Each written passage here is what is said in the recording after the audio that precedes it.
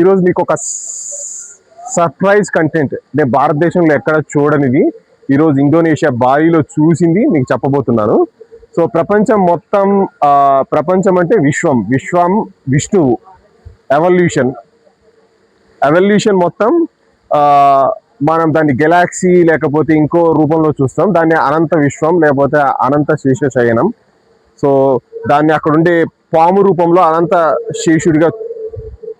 శేషుడిగా ఇక్కడ ఉంది కదా, ఈ పాము రూపంలో మనం చూస్తాం.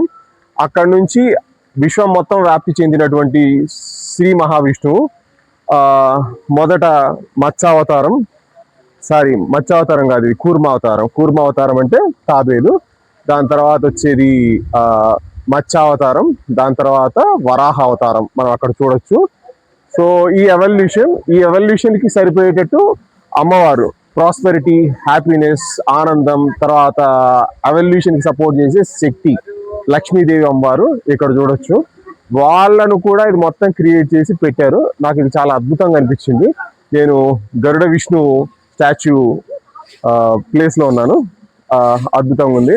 Please continue to subscribe, save and share and give me your comments on this.